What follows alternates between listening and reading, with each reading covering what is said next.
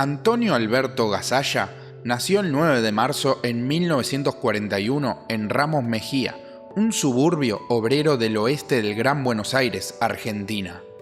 Hijo único, en un hogar de clase media-baja, creció en la trastienda del salón de peluquería de su padre, un espacio de chismes femeninos que lo fascinó desde los 5 años. Según contaría en una entrevista con La Nación en 2005, allí aprendí que las mujeres son el motor del mundo. A los 8 años se escapó al Teatro de Morón para ver La Cenicienta. Terminó durmiendo en la calle al volver tarde. Su madre lo encubrió, sembrando su amor por el escenario. En su cumpleaños número 9, su padre le regaló un kit de odontología infantil, para que según él sea un hombre de provecho, pero Gasalla lo usó para operar muñecas y crear sketches absurdos, un presagio de su amor al humor negro. A los 10 años, un vecino le regaló un disfraz de arlequín para carnaval, y Gasalla lo usó para imitar a su madre, ganando risas en la vereda. Ahí supe que el disfraz era mi armadura, decía él en una entrevista.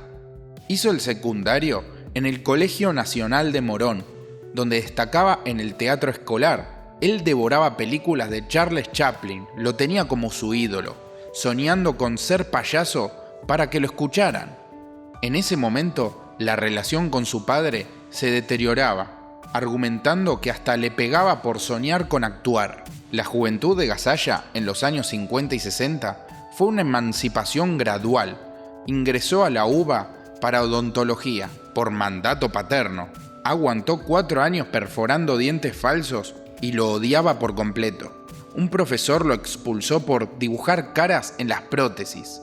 Usaba el instrumental para prototipos de narices postizas en caracterizaciones. Definitivamente lo abandona en 1963 para inscribirse en el Conservatorio Nacional de Arte Dramático, bajo la tutela de maestros como Lito Cruz.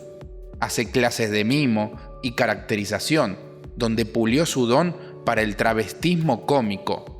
A los 23 años, en 1964, debutó como understudy en el Teatro Independiente porteño, en obras del Instituto Di Tella, cuna de la vanguardia. Su madre era su confidente, lo apoyó siempre en secreto. El padre lo desheredó temporalmente, pero luego se reconciliaron en 1970. Antonio relató que a los 20 se tiñó el pelo de rubio para un casting y su padre lo confundió con una loca. Rieron por primera vez, puente a la reconciliación.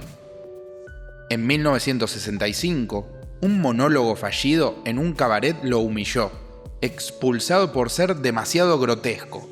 Pero en 1967 ganó un premio en el Festival de Teatro Abierto. La carrera de Gasalla fue un vendaval de innovación, pionero del café concert en los 70, capocómico en los 80 y cronista televisivo en los 90 y 2000, con más de 50 personajes que satirizaban la argentinidad. Revolucionó el humor inclusivo, influyendo en drag y sátira política. Sus personajes educaron generaciones sobre empatía. Era crítico de la dictadura y el machismo. Su obra se usa en escuelas para analizar prejuicios. Hasta fue nominado al Oscar como mejor actor extranjero por La Tregua en 1974, el icónico Mamá Cora en Esperando la carroza en 1985, que lo catapultó globalmente, y El Palacio de la Risa en 1992 a 1997, donde inventó a Paulina Cardenal.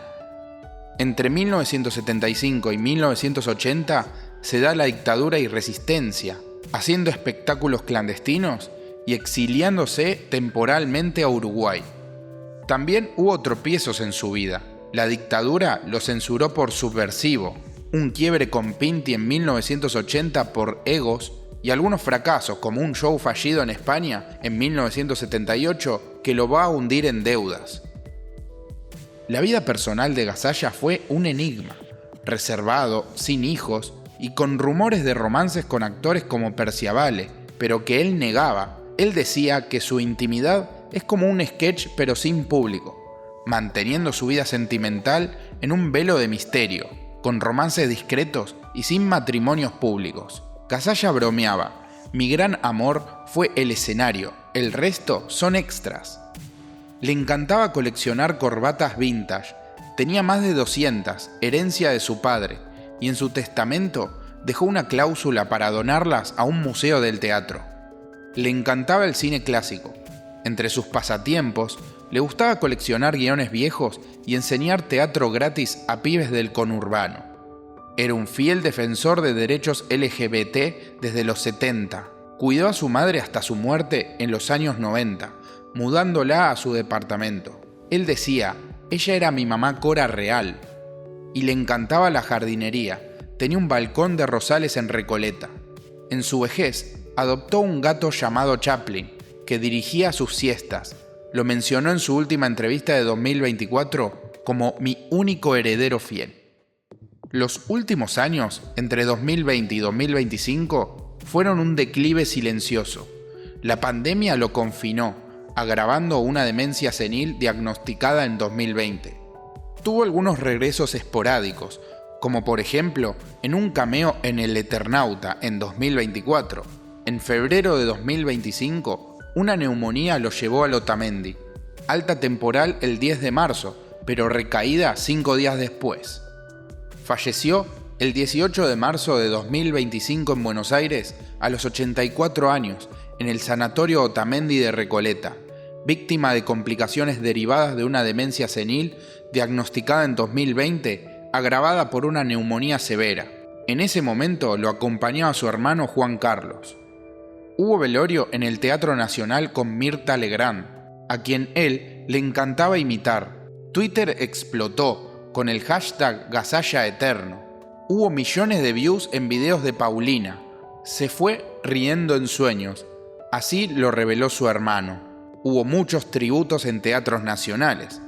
Gasalla es recordado como el diseccionador de la argentinidad, titán del entretenimiento argentino, actor, dramaturgo, director y creador de personajes que, como espejos deformantes, reflejaban las grietas de la sociedad. Gasalla no murió, sus personajes susurran en cada risa argentina. Comparte conmigo en comentarios qué recuerdas de Gasalla. Espero que te haya gustado este video en homenaje a él y nos estamos viendo en el próximo.